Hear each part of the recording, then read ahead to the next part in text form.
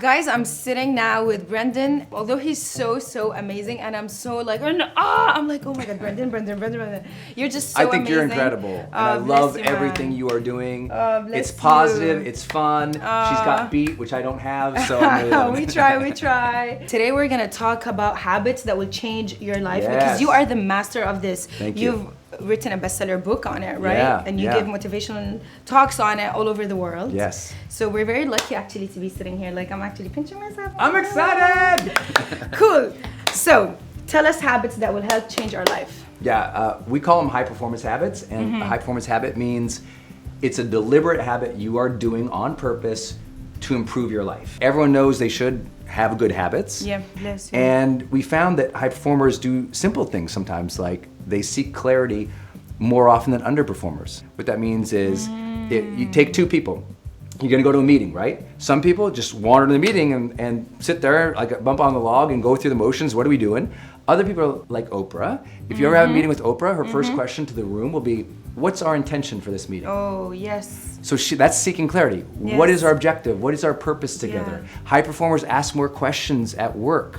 Like if you're gonna do YouTube, you don't just go, I guess I'll start. You go, oh, how does this work? What worked for you? In other words, they're constantly learning, and that's so obvious, but most people are scared to ask questions because they don't wanna look dumb. That's true. And they're not intention oriented. They're just surviving, which is two different things. High performers do things like they demonstrate courage more often, which doesn't mean they, jump in rivers and save babies. It means if you got two people in a meeting, the high performer is the one who's more likely to speak up for herself. Two equally successful people, but the woman who will speak up for herself and say, this is what my real idea is. I feel this, I think that, I need this. And high performers also speak up for other people more often. Even if they get in trouble? Even if they get in trouble. So if you're sitting around tables with your friends and someone insults your friends, the person who says, hey, be nice to her.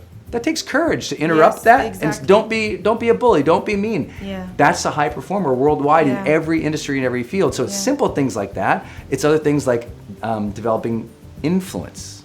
High performers challenge how people think.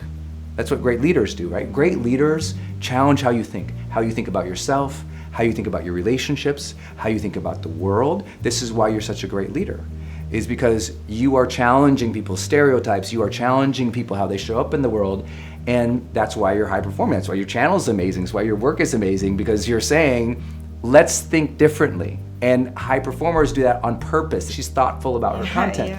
That makes a difference. So it's these things, it doesn't seem like a big thing, but those are some important things. High performers generate energy. What that means is they don't have energy. I'm from a small town in Montana, and we say this simple thing of like, the power plant doesn't have energy, it generates energy. Wow. You don't have energy right now. Your emotional energy and mental energy you are generating based on your behaviors and your habits. Do you give energy to others, like inspire or glow? Yes. Or are you being healthy so you keep getting energy? Both. Which one is it? Yeah, it's mental, physical, and spiritual. It's something where you say, you know what? I don't hope to have a happy night tonight. You say, we're gonna generate that. You take charge of your emotions and you're responsible for the energy and the projection of that energy you're putting out in the world. Where most people, they have their energy, they have their emotions. High performers are more intentional about it. Like, I wanna cultivate this joy, I wanna cultivate this relationship, and that intention and the execution of that is what makes them, quote unquote, more successful than other people. Even if you're low? You do it even if you're low? Yes, and that's probably the most important time, right? When you're low in energy, emotionally, spiritually, physically, your job is to go, why is that? What have I been thinking on a consistent basis? What's my habit of thought that's been leading me to this? Or maybe sometimes you're low in energy because you ate a terrible meal last night. Exactly. And now today you feel like crap and you think, oh, I'm a loser because I feel like crap. No, you had a bad dinner. So it's just like assessing, where is my energy coming from? And understanding yourself, right? Think about everybody who's ever had a holiday with a family. Some people going like, this is gonna suck, this is gonna be terrible. And other people are like, you know what? Let's make the best of this. If you want to succeed in life, you're gonna be the person who goes, let's make the best of this. So just any 3 tips that you can can do day to day that could change your life? Because I really believe in those daily stuff that you do. Yes.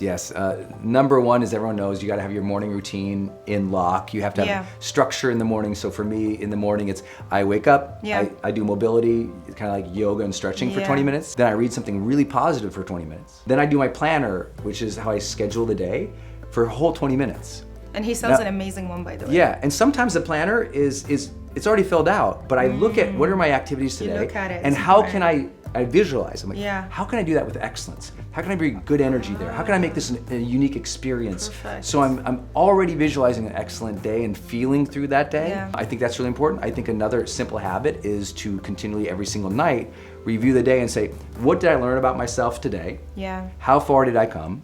And how did I interact with other people or learn from other people? So the questions we ask ourselves really define our lives. At night, we should ask ourselves questions. Was I a person of good integrity and character today? Did I care for other people today? Did I move forward today? The questions you ask yourself, those are defining habits. That's big. And I also think that every day you should have the habit of anticipating what's gonna be hard and ask, how would my best self deal with that? And then the last simple thing is like, just be generous to somebody every day.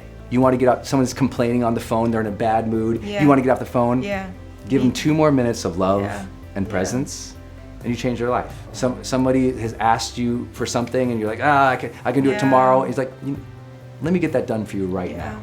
You just be generous with people and make yourself do that every day, and all of a sudden you get this tidal wave of love and service in your heart that changes everything. Just like how you're generous with us now, Brendon. You are absolutely amazing. Follow him, read his books, get his planner, which is sick and amazing. Take his course, just do everything, because when I put a story with you, my Instagram blew up with people telling me how much they love you, and that's why I had to like steal him and sit with him. Oh my God, thank you. Bye, y'all. Bye.